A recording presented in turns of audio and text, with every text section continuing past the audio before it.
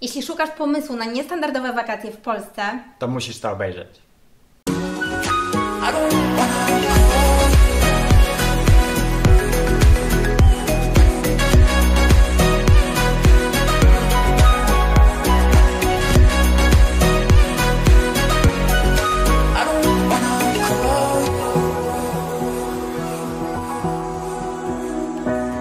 Cześć, ja jestem Diana.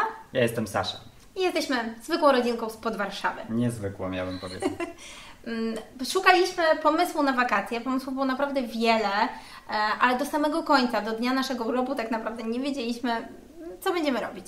Ja jestem typem, który nie lubi leżeć na plaży bezczynnie lub przy basenie. A ja jestem typem all inclusive, więc ciężko było nam tak naprawdę zdobyć się na jakiś kompromis.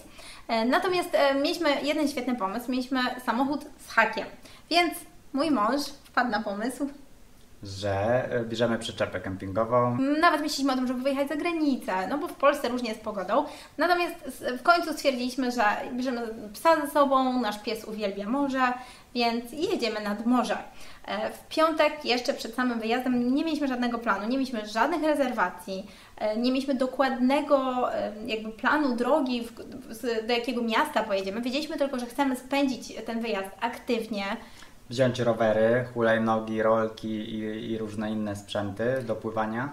Tak, no oczywiście może też, ale różnie to bywa z pogodą w Polsce, dlatego spędzanie aktywnie urlopu jakby niekoniecznie musimy mieć super pogodę, żeby jeździć na rowerze, prawda? Więc takie było właśnie nasze założenie, żeby zobaczyć jak najwięcej, no i po prostu spędzić czas razem. Zaczęliśmy od rozpoznania rynku, od szukania takich najtańszych przyczep za 100-150 zł za dobę, po czym się okazało, że dodając troszeczkę można wziąć lepszą i lepszą i lepszą i lepszą i tak skończyliśmy na przyczepie za 300 zł za dobę i udało się wynegocjować 250, więc mieliśmy taką nówkę sztukę, bardzo fajna przyczepka, nieduża i miała, można powiedzieć, wszystko.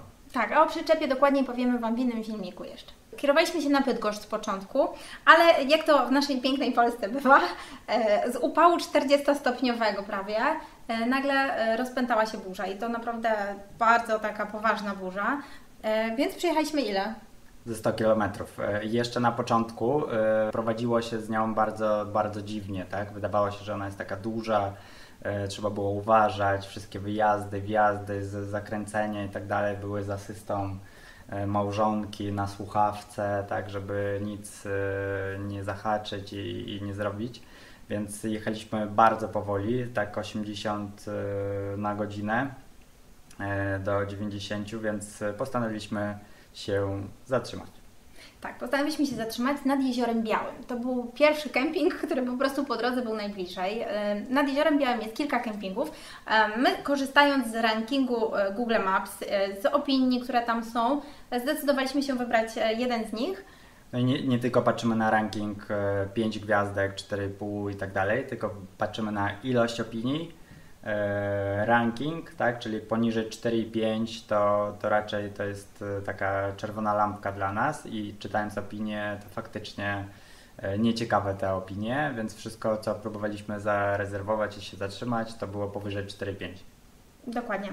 No i tak spędziliśmy pierwszą noc na pierwszym kempingu właśnie nad jeziorem. Dokładnie na temat wszystkich kempingów też opowiemy Wam w innym filmiku. Zrobiliśmy ranking według Latuszkinu, w którym mam nadzieję, że Wam pomoże, jeśli też będziecie chcieli wybrać się w taką podróż. Nad jeziorem było po prostu cudownie. Jezioro Biało samo w sobie jest bardzo czyste, super powietrze. Woda ciepła, przezroczysta.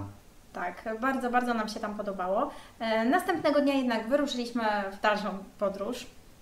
W sumie podróżowaliśmy przez 10 dni i łącznie przejechaliśmy 1500 km. Tak.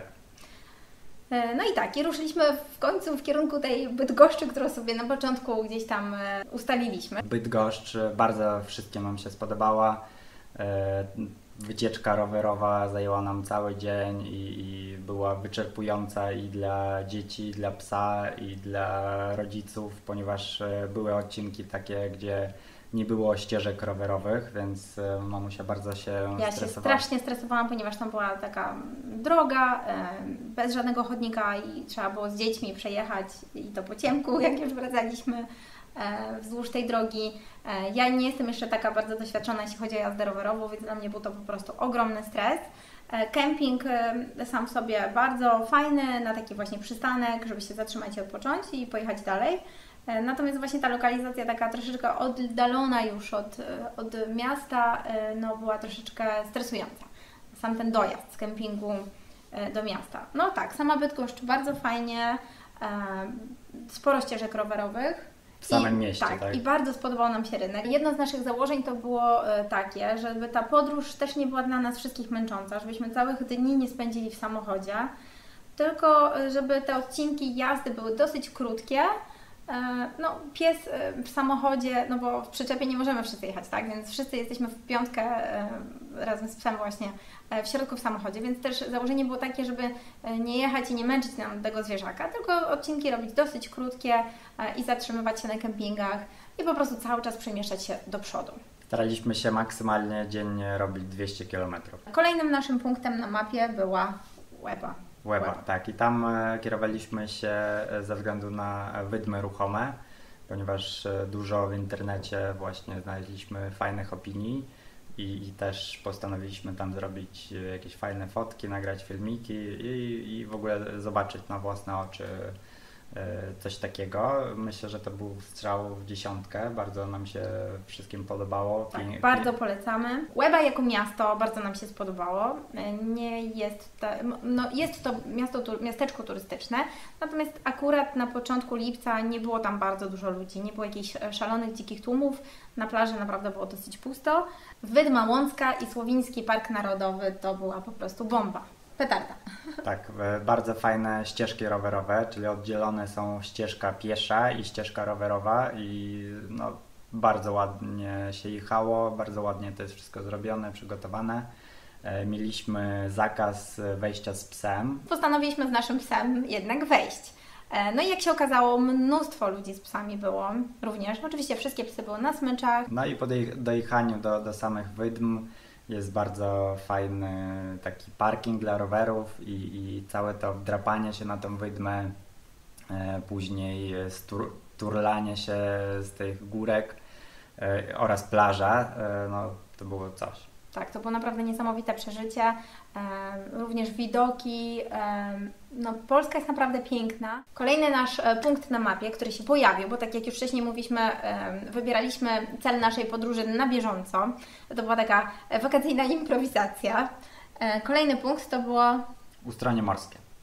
Zrobiło na nas również mega wrażenie. Bardzo mało ludzi, w ogóle byliśmy pod wrażeniem, że nad polskim morzem jest aż tak mało ludzi na wakacjach, bo już byliśmy na początku lipca, zorganizowaliśmy sobie nasz wyjazd, więc w Ustroniu właśnie było bardzo przyjemnie, bardzo przytulnie, no i to, co jest tam mega, to jest taki klif nadmorski. Oraz, że nie ma takiego pasu leśnego, zazwyczaj, tak, zazwyczaj. Trzeba pokonać las, żeby tak. dostać się do morza, to tutaj nie. Jest klif bardzo wysoki, nad klifem pobudowane są nowoczesne osiedla z tarasami na dachach, hotele. Jest naprawdę przepięknie. Ja bym to porównała do Hiszpanii i nad samym morzem, wzdłuż tego klifu ciągnie się ścieżka rowerowa, to też jest rewelacyjne. R10, międzynarodowa, którą pod kątem rowerów bardzo polecamy, jest no, przepiękna i dobrze zrobiona. Tak, generalnie to można tą ścieżką rowerową pokonać całe wybrzeże. Ona się ciągnie aż od Helu, tak? Tak. Od Helu aż do Świnoujścia i jeszcze dalej, bo można pojechać aż do Niemiec, co zrobiliśmy, ale o tym opowiemy trochę później. Nie wyobrażam sobie w ogóle jechać na wyjazd pod namiot, ale przyczepa to jest w ogóle świetny kompromis, czyli dla takiej osoby, która uwielbia jeździć pod namiot i dla osoby, która nie chce jeździć pod namiot, to przyczepa kempingowa to jest naprawdę taki złoty środek, bardzo komfortowo. Szczególnie było miło, jeśli wiał wiatr i padał deszcz. Tak, mieliśmy w przyczepie markizę, tak? Nawet podczas deszczu można było zjeść śniadanie, kolację, być na dworzu, czyli nie musieliśmy siedzieć, coś tam kombinować, czym się zająć. Nawet podczas deszczu jeździliśmy na rowerach i również zwiedzaliśmy. Tak, czyli byliśmy sprzętowo przygotowani, płaszcze, kalosze i tak dalej, więc żadna pogoda właściwie nie mogła nas zaskoczyć. Przyczepa pozwoliła nam wziąć naprawdę mnóstwo sprzętu, rzeczy na każdą pogodę. Polecamy też wypożyczać hulajnogi elektryczne. Tak, jest to super przygoda i można w szybki sposób zwiedzić całe miasto. Będąc w Ustroniu Morskim, postanowiliśmy zrobić sobie wypad do Kołobrzegu i tam już pojechaliśmy nie na rowerach, bo było troszeczkę dalej, pojechaliśmy samochodem. Ten wypad nie należy do najbardziej udanych. Bardzo długo jechaliśmy, staliśmy w korkach, szukaliśmy miejsc parkingowych, później pogoda była taka bardzo niemiła, wiatr, deszcz i tak dalej. Przede wszystkim zmęczyły nas te korki, jednak jazda samochodem i jest to już duże miasto. Chcieliśmy bardziej z miasta uciec i bardziej dążyliśmy w stronę natury, a ten Kołobrzeg to jednak był właśnie powrót do miasta. Tak, oczywiście obejrzeliśmy port morski, obejrzeliśmy latarnię morską w Kołobrzegu, co też było fajną bardzo atrakcją. No i właściwie tyle. Oceanarium jeszcze. Ach, jeszcze byliśmy w oceanarium. Jak się okazało, jest bardzo malutkie to oceanarium. Polecamy pojechać do Międzyzdrojów. W Międzyzdrojach jest większe. Kolejnym naszym przystankiem były Międzyzdroje i Park Woliński. Przepiękne. Było fajne molo, fajne takie place zabaw. To znaczy tak, turystycznie jakby super. No i tutaj już było dużo ludzi. Na wysokim poziomie. Tak, tutaj już było ciężko przemieszczać się na rowerach, bo naprawdę i na ulicach dużo samochodów, i na chodnikach mnóstwo ludzi. Jadąc właśnie na rowerach pojechaliśmy tak jakby do samego końca Międzyzdroi i dojechaliśmy nad przystań rybacką. I w tej przystani rybackiej zjedliśmy rybę. I uwaga, bardzo dobra cena, smak the best. To była petarda. W każdym mieście żona chciała właśnie spróbować oczywiście rybę taką śmaką i jeśli chodzi o ranking wszystkich smażalni ryb, to ta jest chyba top. Tak, to ta była top of the top i no czuć było po prostu, że to jest mega świeża ryba, nie jest w tłustej, grubej panierce, tylko po prostu obtoczona w mące i usmażona, no tak jak to się powinno robić. Do tego bardzo fajne otoczenie, czyli było to na plaży, obok stały kutry, latały mewy i dzieci pluskały się w wodzie, a my jedliśmy rybę. To, co nam się też bardzo spodobało, to były schodki na Kawczą Górę. Przeszliśmy sobie na te schodki po plaży, wstępując również do Parku Narodowego, do Wolińskiego Parku Narodowego. No schodki są przepiękne, robią w ogóle mega wrażenie. Niestety są aktualnie zamknięte. Chcieliśmy sprawdzić, czemu są zamknięte. Było widać, że sztorm troszkę rozwalił te schodki na dole. Jeszcze jednym punktem w Międzyzdrojach było jezioro turkusowe, które było polecane przez lokalsów. Jako łatwa ścieżka rowerowa. Uwaga, wcale nie było łatwo. Wcale nie było łatwo, też ścieżka rowerowa w połowie się skończyła i trzeba było jechać jezdnią, co znowu było stresujące. Tak, bo znowu nie było pobocza, nie było żadnego chodnika, no tylko po prostu po ulicy z dziećmi. A nasza córka ma głowę w chmurach cały czas i lubi sobie jeździć ślaczkiem i śpiewać piosenki w trakcie jazdy, więc no to było tak trochę stresujące. Samo jezioro turkusowe nie było wcale turkusowe, bo było pochmurno i jakby tego koloru jakiegoś specjalnego nie było. Ma swój urok, ale nie był to jakiś punkt, do którego warto było tak jechać. I spędzić tam cały dzień. Dokładnie. Wszystko jest tak ogrodzone, nie da się przejść do wody. No, generalnie nie byliśmy zbyt zadowoleni z tego wypadu. Tak, ale był taki moment również, że no, jakby już dojechaliśmy na to jezioro i fajnie zrobić sobie przerwę, coś zjeść, się napić i obok jest restauracja, tawerna, bardzo duża, widać, że mnóstwo gości. No i jakby weszliśmy tam, chcąc się czegoś napić i może zjeść lody, a Pan się zapytał, czego my tu w ogóle szukamy. Że moje pytanie było, czy Pan już zamyka, a to był środek dnia, no okazało się, że nie. No jakoś tam w końcu sprzedano nam cokolwiek do picia i lody, natomiast nie polecamy. Kolejnym naszym przystankiem i punktem, do którego chcieliśmy dotrzeć, to było Świnoujście i granica polsko-niemiecka, ponieważ mieliśmy takie założenie przejechać całe wybrzeże i dojechać do końca tego kraju. Tam już nie nocowaliśmy, pojechaliśmy, obejrzeliśmy wszystko, zwiedziliśmy i już kierowaliśmy się z powrotem na Warszawę. Natomiast lokalni w Międzyzdrojach, osoby, które tam mieszkają, odradzały nam ze względu na korki, że na pewno Godzinę zajmie tak. nam droga, przeprawa, prom. Nie byliśmy świadomi, że tam jakby trzeba przepłynąć, tak? I jeszcze samochód plus przyczepa, nie wiedzieliśmy co, kiedy. Są 2 promy i jeden jest dla miejscowych, drugi jest dla wszystkich.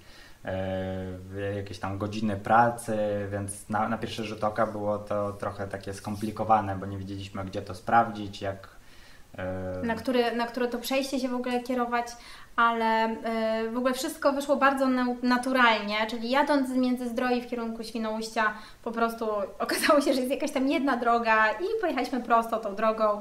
Trafiliśmy na prom, w ogóle nie staliśmy w żadnym korku, od razu wjechaliśmy na prom jest bezpłatny, przejechaliśmy na drugą, przepłynęliśmy na drugą stronę, to trwało, 5 minut dosłownie.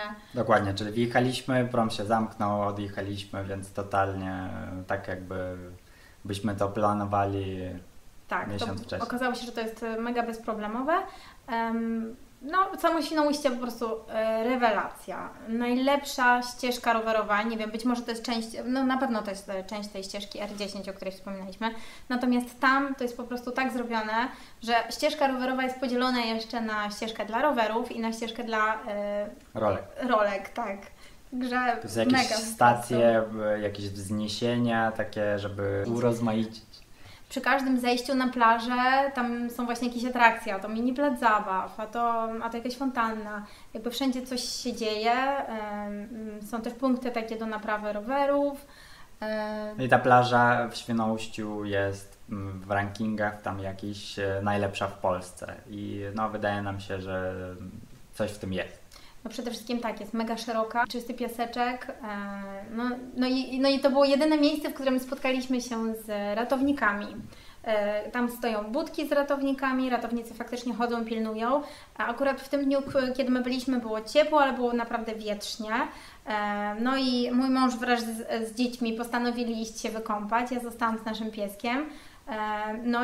Był taki moment, że dzieci pobiegły przodem i od razu ratownik zareagował, gdzie są rodzice, nie możecie sami chodzić. Ja może źle powiedziałam, że tylko tu byli ratownicy. Tu byli ratownicy tacy stacjonarni. Na innych plażach, w innych miejscowościach ratownicy jeździli na kładach, tak. I również pilnowali, cały czas monitorowali, natomiast nie było takich punktów stacjonarnych, ale zawsze było ich 2 i cały czas jeździli w kółko, naprawdę. Tutaj mieliśmy wrażenie, że oni po prostu są bardziej aktywni i po prostu włączeni w ten tłum ludzi i fale troszkę były większe, więc oni pilnowali, była czerwona flaga wywieszona, pilnowali, żeby nikt nie wchodził, tak, na tej części strzeżonej.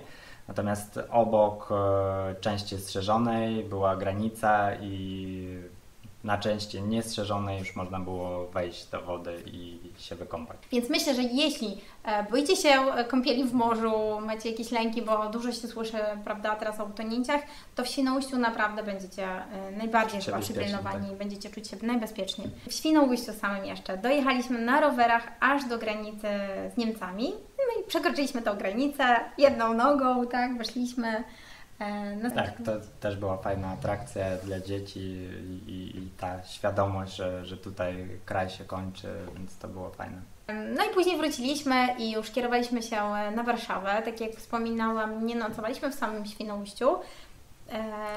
Za bardzo w Świnoujściu nie ma kempingów, jest jakiś jeden i z oceną 3,5 i opinie są bardzo niefajne, więc nie ryzykowaliśmy, czyli od razu zaparkowaliśmy przyczepę w Świnoujściu, wzięliśmy rowery, cały dzień jeździliśmy, spędziliśmy czas na plaży, pojechaliśmy do Niemiec i wróciliśmy, spakowaliśmy, wyruszyliśmy do Warszawy. Staraliśmy się jak najszybciej dojechać do Warszawy, ponieważ już zbliżał się czas oddania tej przyczepy.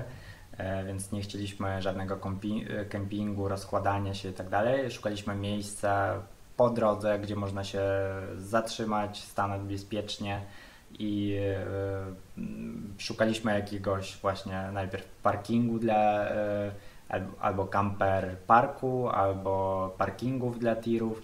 No i okazało się, że za takie zatrzymanie się na parkingu dla tirów się płaci 25-30 zł. Jest, właściwie nic tam nie ma, po prostu jest plac.